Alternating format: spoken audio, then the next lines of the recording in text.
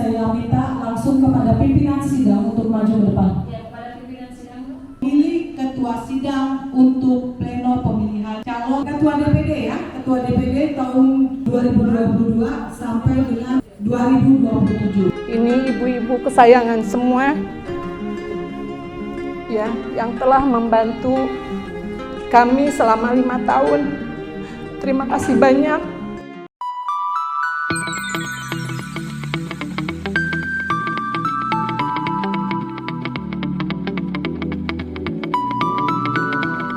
Pimpinan sidang menetapkan Ibu sebagai Ketua Dewan Pimpinan Daerah Forum Pemberdayaan Perempuan Indonesia DPD FPPPI Provinsi DKI. Ayo berdiri semua, tepuk tangan yang semangat untuk Ibu.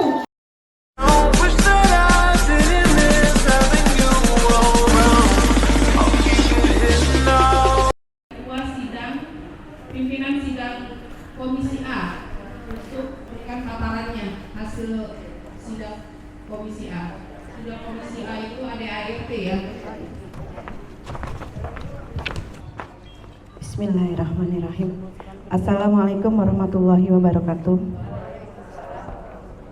Salam dan salawat untuk Nabi besar, Nabi kita Muhammad Shallallahu Alaihi Wasallam. Atas izin dan karunia Allah kita dipertemukan di sini untuk membahas bersama-sama tentang Komisi A yang tadi kita bahas.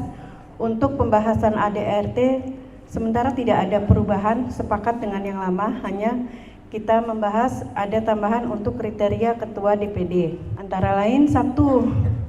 Sehat walafiat, 2. Amanah, 3. Berpengalaman dalam berorganisasi, 4. Beragama sesuai dengan undang-undang yang berlaku, 5. Berjiwa sosial dalam masyarakat, 6. Selalu mengutamakan kepentingan bersama, 7.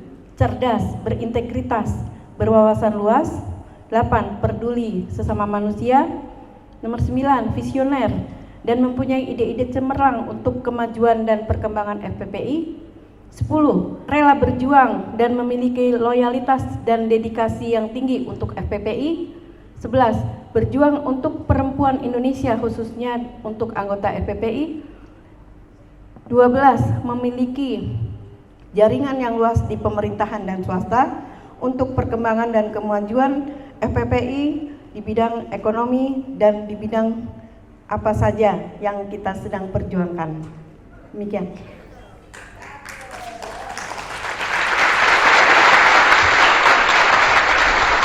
Teman-teman DPC dan DPD sepakat karena sidang Komisi A sudah disepakati. Ini giliran sidang pimpinan sidang Komisi B. Mohon maju ke depan untuk paparan.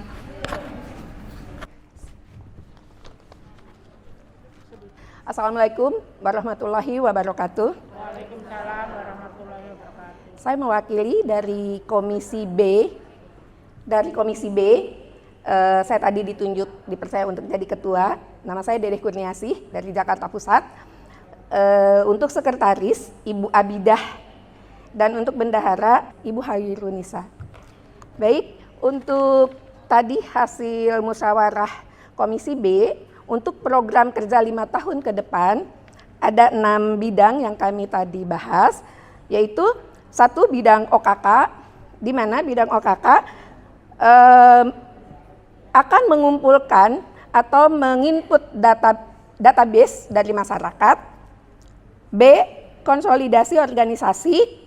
C. Meningkatkan pengembangan SDM, sumber daya manusia. Untuk bidang ekonomi akan mengadakan bazar, pelatihan keterampilan, Jumat Barokah. Kami tadi sepakat untuk mengadakan di lapas dan ekoenzim, ya itu untuk program dari bidang ekonomi. Untuk hukum dan HAM, memberi bantuan hukum bagi yang tidak mampu, sosialisasi KDRT, bullying dan kekerasan pada anak. Jadi hukum dan HAM ada 2 program. Untuk kesehatan, edukasi penyakit tidak menular dan penyakit menular. Olahraga kesehatan, donor darah, dan menjemput bola tentang penyakit kanker serviks dan payudara. 5. Sosial, mengadakan Jumat Barokah, penggalangan dana untuk warga yang kena musibah. Program pendidikan menyesuaikan dengan program pemerintah, pendekatan kepada orang tua murid dan guru, dan juga penyaluran peserta didik kepada pondok atau asrama dan pesantren. Itu program dari Komisi B untuk rencana 5 tahun ke depan.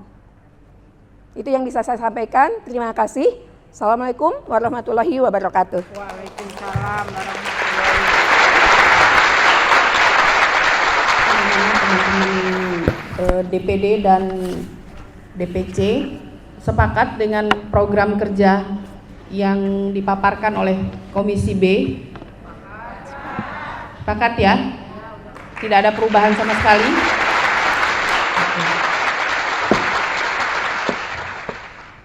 Alhamdulillah, sidang-sidang komisi dan paparannya dalam sidang pleno kali ini sudah selesai. Kita masuk ke sidang pleno berikutnya, yaitu pemilihan Ketua DPD PPI Provinsi DKI Jakarta yang baru periode 2022-2027. Untuk itu kami minta dari DPD, perwakilan dari DPD bisa menyebutkan nama siapa calonnya? Ya. Ya. aja Dr. Yeyen Maryani. Dr. Yeyen Maryani. Saja Dr. Yeyen Maryani. Dari DPC Jakarta Pusat. Dr. Yeyen Maryani MU. Oke, Ibu dicatat Bu, Jakarta 2 ya.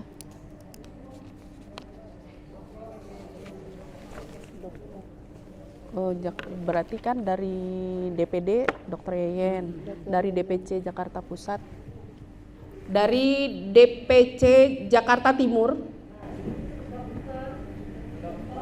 Doktor. Oke, Dr. Yeyen Maryani MHum. Dari DPC Jakarta Barat, Dr. Yeyen Maryani MHum. Dari DPC Jakarta Utara,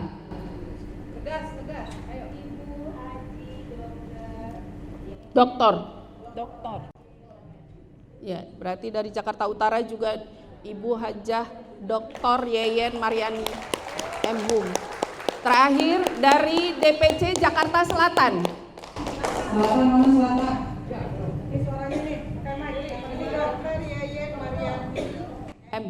Oke, berarti dari Jakarta Selatan juga Ibu Dr. Yeyen Maryani MHum. Oke, kita tetapkan ya. Berarti sebelum saya tetapkan calon ketua, ini masih calon ya. Sebelum saya tetapkan calon, saya akan membacakan CV calon ketua. Silakan ininya biar teman-teman lihat.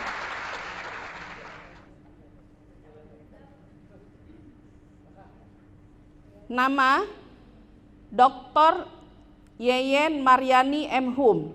Lahir Cianjur 27 Juli 1962.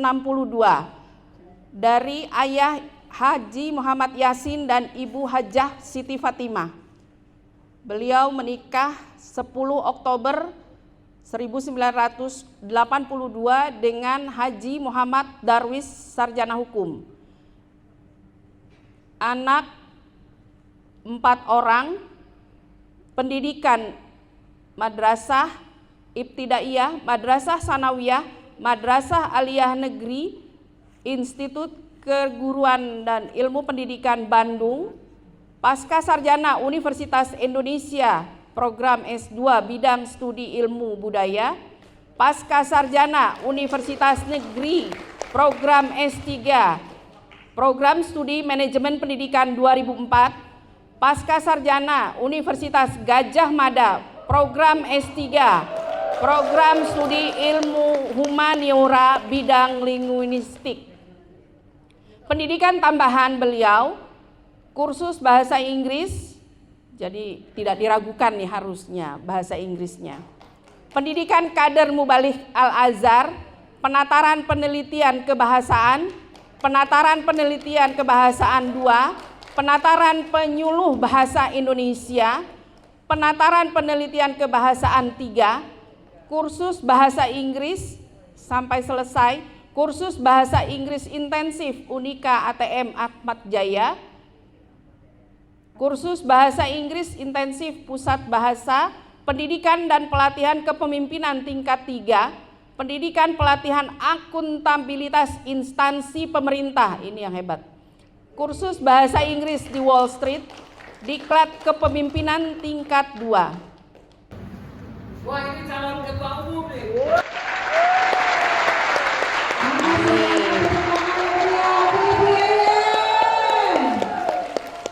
Beliau pernah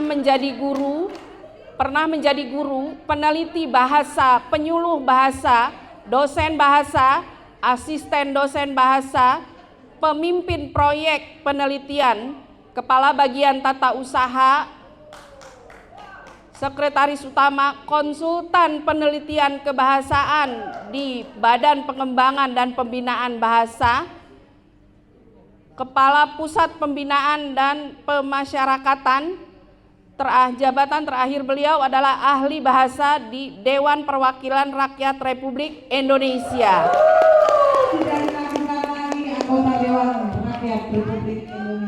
Selain itu, beliau juga mendapat penghargaan Satya Lencana Pengabdian 10 tahun dari Presiden Republik Indonesia. Satya Lencana Pengabdian 30 tahun dari Presiden Republik Indonesia. Pemenang terbaik lomba mengarang dalam rangka ulang tahun Dharma Wanita Perusahaan Air Minum DKI Jakarta, pemenang pertama lomba pidato sekota Bekasi, sertifikat lulusan terbaik diklat PIM 3 tingkat nasional oleh Kementerian Pendidikan Nasional. Kita sepakati saja, kita tetapkan calonnya ya. Oke. Dengan mengucap bismillah, saya tetapkan calon ketua DPD FPPI Provinsi DKI Jakarta periode 2022-2027 calon tunggal.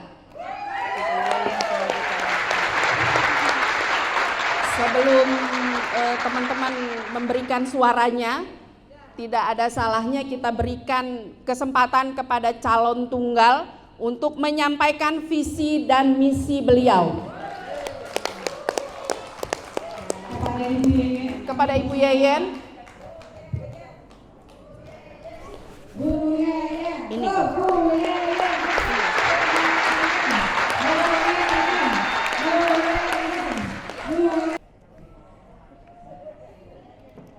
Bismillahirrahmanirrahim. Assalamualaikum warahmatullahi wabarakatuh. Saya tidak mau kalah sama Bapak yang dari Kesbangpo tadi. Alhamdulillahilladzi hadana lihada wa ma kunna linahtadiya laula an hadanallah. Asyhadu an la ilaha illallah wahdahu la syarikalah wa asyhadu anna Muhammadan abduhu wa rasuluh. Amma ba'du. Faqad qala Allah ta'ala fil Qur'anil azim, a'udzu billahi minasyaitonir rajim. Bismillahirrahmanirrahim. Yarfa'illahil ladzina amanu wal ladzina utul ilma darajah. Shadaqallahul azim. Ibu-ibu mohon maaf, saya bukan mau tausiah, tapi ayat itu ada hubungannya ya dengan peran ya. Ini kan saya belum ditetapkan, cuman tadi saya dengar diminta ya oleh beberapa ketua DPC begitu menyebut nama saya.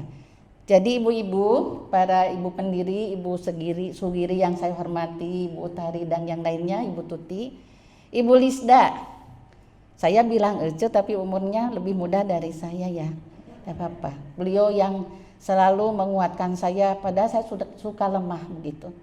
Karena saya adalah orang yang tidak suka berkonflik. Dalam situasi yang begitu panas, saya bilang saya mundur saja. Sampai mau ribut juga dengan Bu Lisda, tapi kita ribut biasa ya. Sekarang baik lagi. Terima kasih Bu Lisda.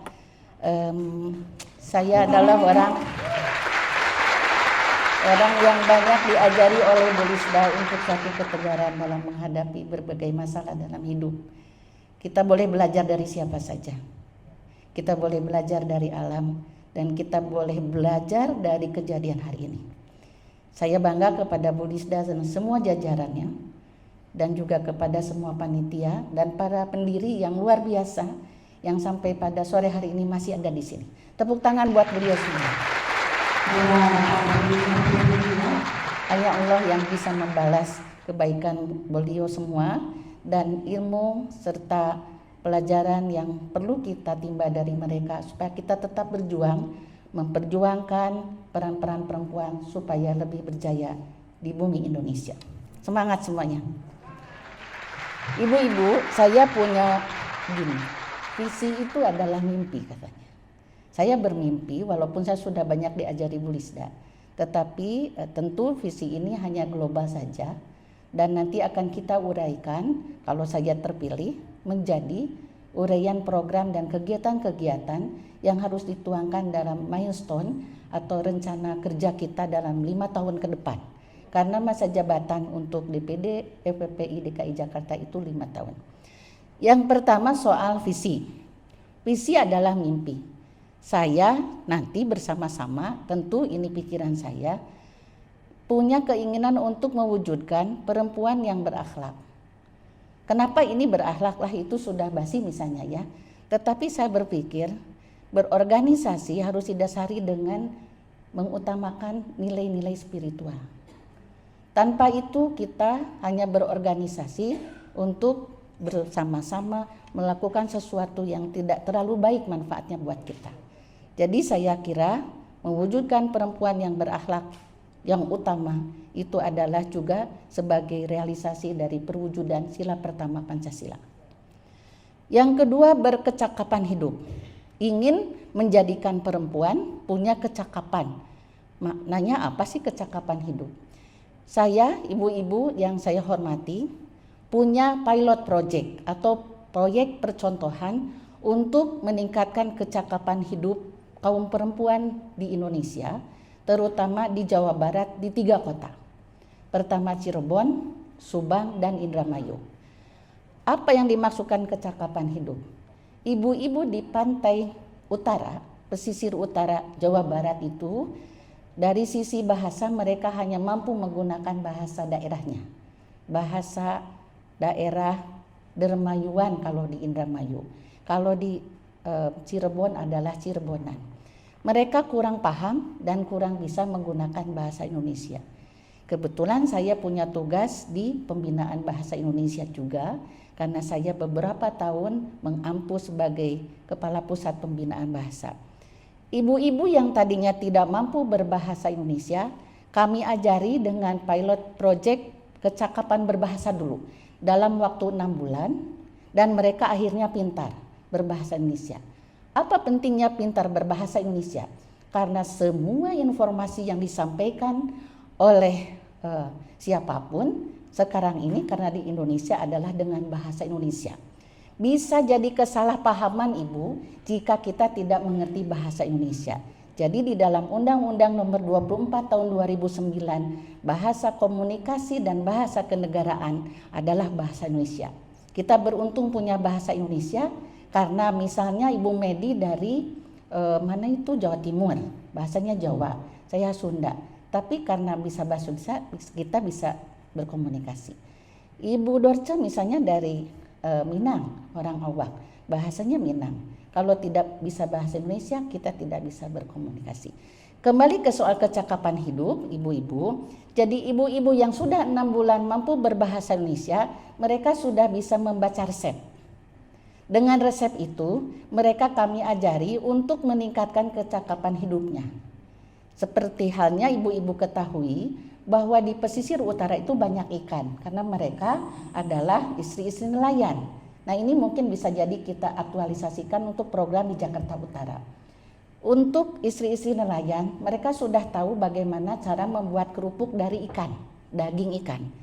Tetapi di pasar-pasar di sana itu tulang-tulang ikan itu menumpuk, Bu, dan itu menjadi sampah yang tidak berguna. Lalu kami berpikir bagaimana caranya tulang ikan itu supaya bermanfaat. Karena di tulang ikan itu ada kalsium yang bisa menguatkan tulang-tulang kita. Jadi kami buat modul pembelajaran bahasa ya dalam 6 bulan dan kami membuat modul untuk meningkatkan kecakapan hidupnya. Mau tahu ibu-ibu apa akhirnya atau hasilnya? Dari kecakapan hidup dengan membuat ikan dari tulangnya itu, mereka sekarang sudah memiliki penghasilan per keluarga 200.000 per keluarga. Jadi ibu-ibu, saya adalah orang yang suka merasa terenyuh ya jika melihat ibu-ibu banyak merumpi, terlalu banyak nonton sinetron. Ya, jadi kita terpengaruh dan kita lihat sinetron itu lebih banyak menyampaikan informasi-informasi kehidupan yang hedonis, tapi tidak banyak yang memperlihatkan kehidupan-kehidupan yang seperti sehari-hari kita lihat. Jadi bahasa meningkatkan kecakapan hidup dan kecakapan hidup itu bisa meningkatkan ekonomi keluarga. Jadi perempuan-perempuan di sana tidak lagi menunggu suaminya yang melaut, Bu. Karena suaminya yang melaut itu kadang-kadang dapat uangnya cuma 50.000. Hebat tidak? Nah, mudah-mudahan kita bisa begitu. Yang terakhir adalah berliterasi. Ibu-ibu, literasi itu adalah melek. Tetapi menurut ilmu pengetahuan, literasi itu bermacam-macam. Ada literasi bahasa, ada literasi sains, ada literasi matematika, dan lain sebagainya. Yang perlu kita utamakan sekarang adalah bagi saya sebagai orang bahasa juga, karena ini amanat undang-undang, kita harus meningkatkan literasi bahasa kaum perempuan kita. Ibu mau tahu berapa di peringkat berapa masyarakat kita itu berada ketika kita melihat dari kemampuan literasi bahasanya.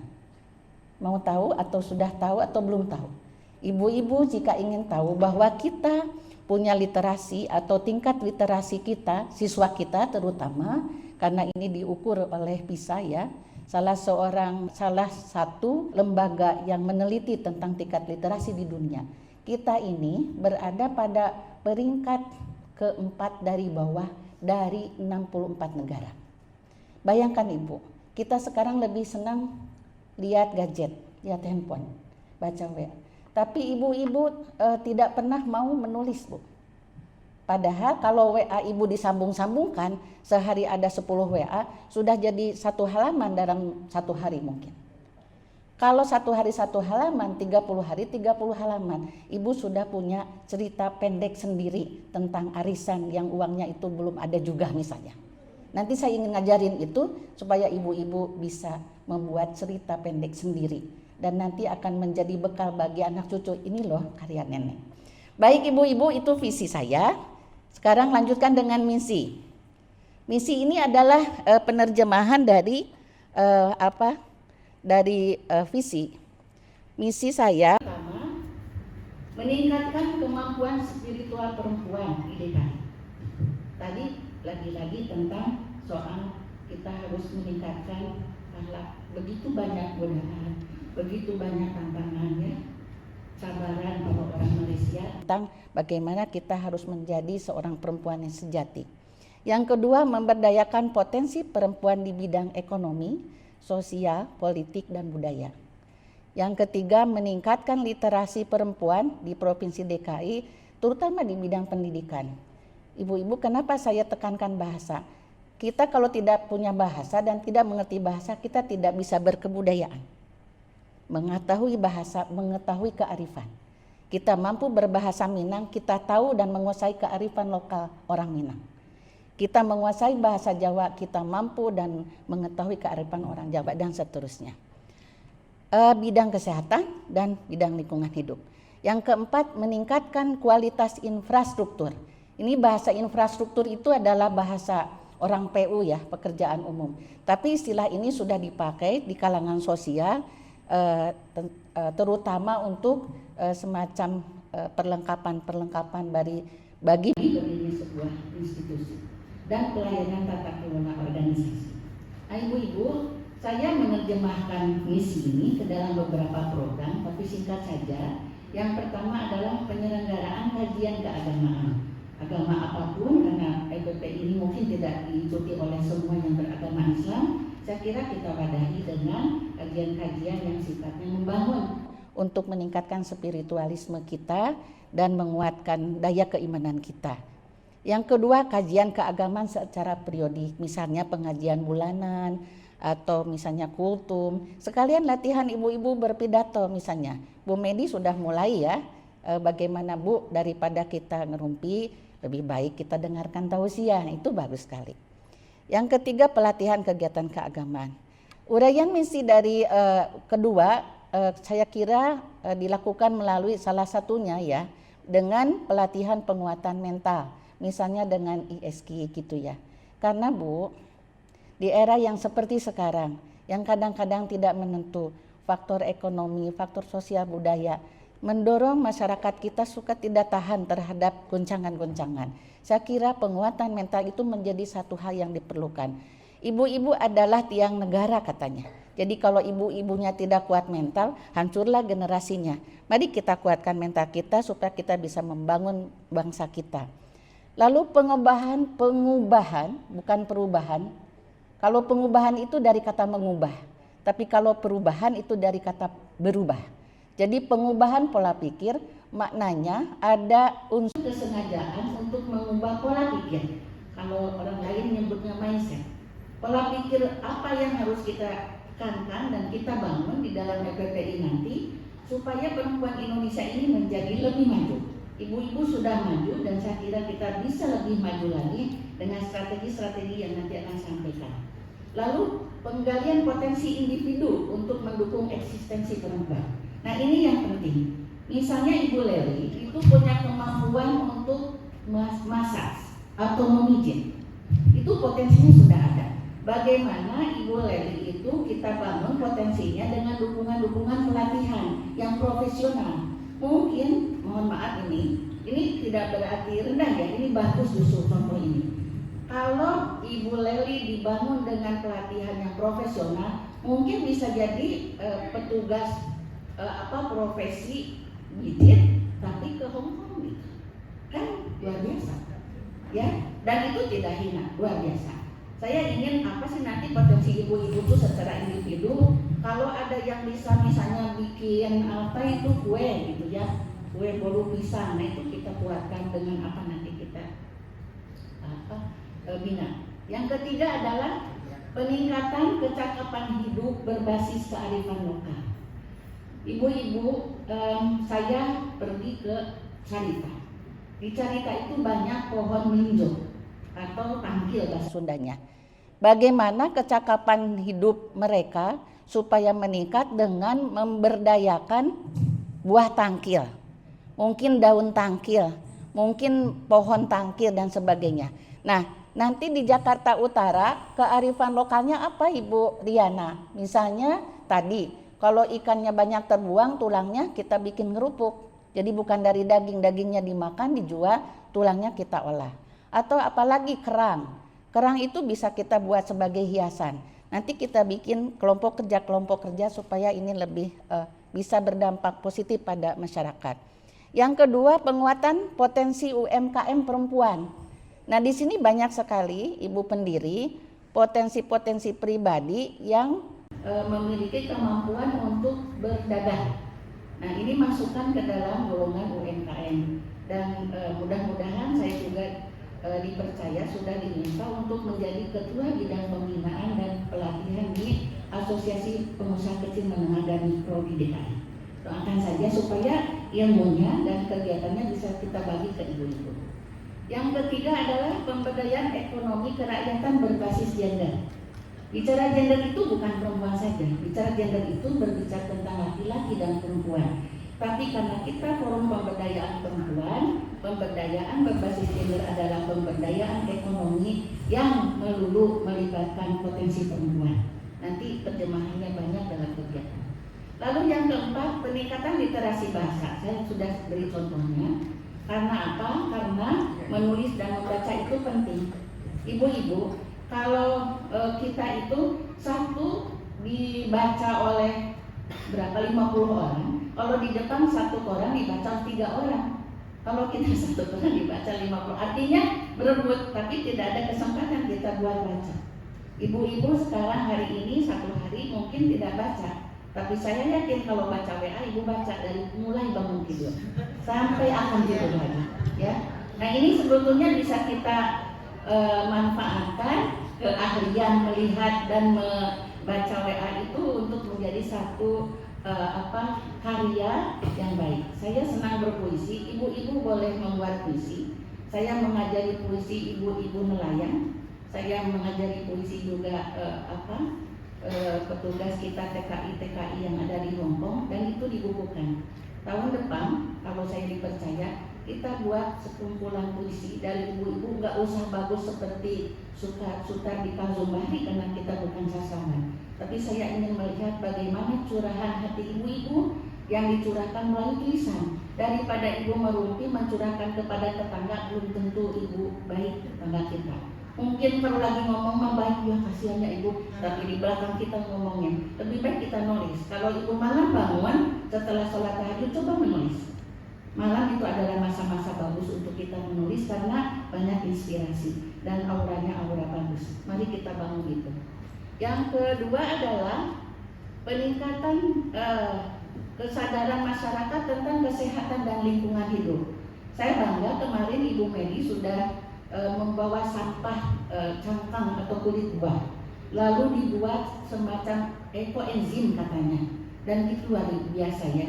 Biasanya kita kalau makan buah dibuang saja cangkangnya, tapi ternyata bisa dibuat, difermentasi selama 3 bulan, dan itu bisa menjadi obat untuk rambut yang putih jadi hitam. Siapa yang sudah merasa putih rambutnya? Yang borok-borok, yang gatal-gatal bisa. Nah itu bisa Bu, nanti kita buatkan bank sampahnya masing-masing di setiap DPC untuk menampung sampah itu, dan kita buat ekoenzim untuk mengobati diri kita sendiri dan juga membantu menumbuhkan pohon-pohon yang kita tanam. Ibu Utari itu banyak sekali pohon-pohon. Mungkin kalau sudah belajar ekoenzim tidak akan beri lagi obat pestisida ya, tapi pakai itu bagus sekali. Lalu peningkatan kepedulian perempuan pada balita, lansia, dan difabel, kaum difabel. Ini adalah amanat. Kebetulan juga ya sesuai dengan tadi yang disampaikan oleh Bapak dari provinsi tadi, bahwa apa yang harus kita lakukan itu terhadap balita. Mungkin sekarang kita hanya bisa untuk membantu di posyandu. Tetapi yang lebih penting lagi adalah pendidikan kepada usia-usia produktif yang masih punya anak kecil. Bagaimana ibu tahu bahwa ada orang yang kesal karena ekonominya susah, anaknya dibunuh, misalnya punya anak 3. Luar biasa Bu. Kita itu harus mengantarkan anak-anak kita terutama untuk mencapai generasi emas tahun 2045. Mudah-mudahan kita panjang umur. Dan saatnya kita mulai ya. Kapan lagi kalau tidak sekarang? Dan siapa lagi kalau bukan kita mulai? Mungkin orang lain sudah ada, tapi kalau sebanyak ini kita mulai, pasti akan mendukung pada pencapaian generasi emas untuk Indonesia di 2024. Lalu yang terakhir di misi yang keempat adalah sosialisasi Undang-Undang Nomor 12 Tahun 2022 tentang tindak pidana kekerasan terhadap anak dan perempuan. Ibu-ibu Jakarta tadi menurut si Bapak yang dari gubernuran itu proporsi perempuan dan laki-laki hampir sama, sedikit saja, hanya 2% perbedaannya. Jadi laki-laki lebih banyak. Tetapi kekerasan dalam rumah tangga yang kita sebut KDRT dan kekerasan terhadap perempuan di masyarakat itu banyak sekali. Terus kita mau apa? Terus kita mau diam saja? Nanti ini harus menjadi salah satu program di bidang hukum sosial dan HAM. Jadi kalau nanti ada misalnya ibu yang mengurung anaknya atau yang mencambuki anaknya Atau sekarang karena pengaruh gadget itu Bu, ada misalnya anak kecil yang dipaksa untuk melakukan sesuatu yang bukan untuk usia dia itu karena kekerasan seksual. Ya, jadi kita harus hati-hati. Kita banyakkan sosialisasi dan ini nanti kita akan bekerja sama dengan Polda Metro Jaya, terutama Bareskrim dan kepolisian secara nasional. Yang terakhir, uraian misi adalah peningkatan infrastruktur organisasi. Yang saya maksudkan infrastruktur ini mungkin agak aneh ya istilahnya, adalah kita masih belum punya KTA yang lengkap. Nanti ibu-ibu berkata dengan para ketua DPC, tolong semua anggota yang tercantum di dalam kepengurusan mengajukan nama dan membuat kartu tanda anggota. Kami sudah mengusulkan tapi memang belum jadi, kita tunggu saja. Yang kedua adalah penyediaan sarana dan prasarana kantor. Ibu-ibu, DPD DKI itu memang belum punya kantor sekretariat formal atau tetap. Tetapi Ibu Lisda sudah menyediakan kantor sekretariat di Jalan Raden Inten. Mungkin kalau ke depan saya terpilih, saya minta bantuan juga Bu Lisda untuk sementara tetap di situ, karena untuk menyusun kepengurusan juga memerlukan waktu ya, dan mohon dukungannya dari ibu-ibu semua. Yang ketiga adalah meningkatkan mutu tata kelola organisasi. Ibu-ibu, di dalam manajemen mutu itu ada yang namanya ISO misalnya ya. Itu adalah ukuran kualitas barang atau produk tertentu yang memang diakui oleh dunia. Nah, tetapi kita nggak usah jauh-jauh dulu ke sana. Yang penting mari kita rapikan manajemen mutu tata kelola, misalnya dari sisi administrasi persuratan, dari sisi pembukuan keuangan, dari sisi pembagian tugas, misalnya piket. Nanti harus ada piket dari Jakarta Barat, misalnya minggu ke-1, Jakarta Utara minggu ke-2, begitu supaya kita tetap ikut tahu perkembangan yang terjadi terkait dengan urusan kita. Yang terakhir adalah penguatan organisasi cabang, selain dengan pembinaan pada cabang-cabang yang sudah ada, dan saya sebagai sekjen di kepengurusan Bu Lisda mengucapkan terima kasih atas dukungan ibu-ibu. Kita juga akan membentuk satu cabang baru dan saya sudah berkomunikasi dengan kontak person di Kepulauan Seribu untuk mudah-mudahan bisa membangun. Kita jalan-jalan ke Kepulauan Seribu, tapi kalau anginnya besar katanya takut ya. Kita tunggu informasi dari Bu Liana bagaimana keadaan laut di utara nanti. Ibu-ibu, itu yang saya sampaikan dari visi, misi dan perencanaan programnya. Tetapi tentu semuanya harus kita gunakan strategi. Strategi yang saya ingin lakukan adalah dengan pertama menguatkan konsultasi. Konsultasi itu sifatnya ke atas, tapi kalau ke bawah setara adalah koordinasi. Jadi kalau konsultasi kita dianggap kurang, berarti kita harus kuatkan dengan sering-sering berkunjung, sering-sering mungkin datang dan sebagainya. Lalu koordinasi itu dengan siapa? Dengan sejawat kita yang sifatnya setara. Mungkin dengan pihak-pihak tertentu yang memerlukan juga upaya atau peran-peran kita ada di sana. Yang ketiga adalah komunikasi yang efektif. Kadang-kadang kita suka berkomunikasi tapi tidak efektif. Sudah berkirim surat dianggap tidak jelas misalnya ya. Sudah menelepon dianggap tidak jelas. Itu juga tidak efektif. Mungkin ada distorsi dalam pemahaman komunikan kita. Sehingga harus efektif seperti apa nantinya. Dengan apa? Saya mengambil istilah yang dipakai Pak Aris, dengan kolaborasi. Kolaborasi itu penyatuan segala kemampuan daya, berbagai sumber daya dari berbagai pihak untuk penguatan atau pencapaian satu tujuan. Dengan cara apa? Dengan cara yang kompetitif. Kompetitif itu berdaya saing. Jadi kita boleh melakukan kolaborasi, tentu saja berdaya saing karena kita punya cabaran atau tantangan dari pihak luar. Dengan apa? Dengan kesalingpahaman, mutual intelligibility. Artinya bahwa kita saling memahami, saling mengerti, saling mengetahui. Jadi dengan cara seperti ini atau dengan strategi seperti ini, saya kira tidak akan ada yang tidak bisa kita lakukan. Dengan dukungan dari para pendiri, para leluhur, para senior, para Dewan Pakar, termasuk Ibu Lisda, para penasihat dan ibu-ibu ketua DPC beserta jajaran semua, saya kira kita bersama bisa. Perempuan Indonesia berdaya, Indonesia berjaya. Terima kasih. Wassalamualaikum warahmatullahi wabarakatuh.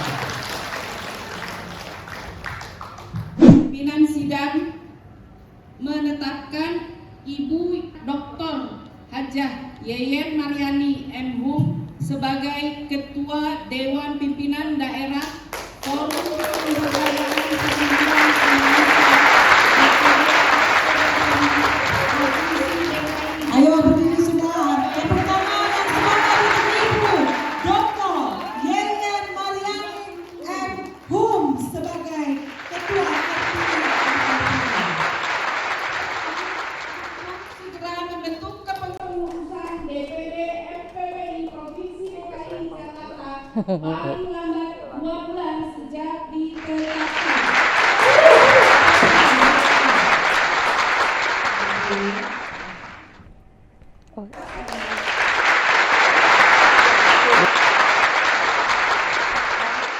Ketua sudah terpilih DPD FPPI DKI Provinsi DKI Jakarta periode 2022-2027 sudah terpilih secara aklamasi, maka kami menetapkan sekali lagi.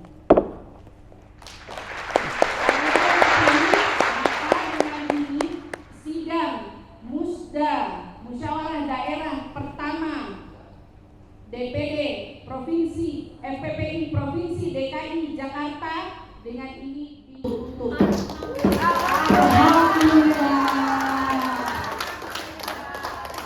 Pimpinan acara kami kembalikan kepada panitia. Dan persilakan panitia untuk melanjutkan atau diskorsing sementara istirahat. Kepada Ketua Sidang, kami persilakan untuk berbicara. Alhamdulillah, saya salah satu pendiri Forum Pemberdayaan Perempuan Indonesia. Saya merasa bangga dengan diadakannya Musda pertama. Saya sebagai pendiri FPPI salah satunya merasa terharu dan bangga dengan diadakannya Musyawarah Daerah 1. Alhamdulillahirrahmanirrahim, pada hari ini saya menyaksikan Musyawarah Daerah FPPI Provinsi DKI dengan lancar, tertib dan aman. Alhamdulillah hari ini telah terpilih dengan secara aklamasi Dr. Yeyen Maryani M.Hum sebagai Ketua DPD Provinsi DKI Jakarta. Nah, Alhamdulillah bahwa semuanya dalam keadaan lancar. When you feel it's hopeless, when you think that you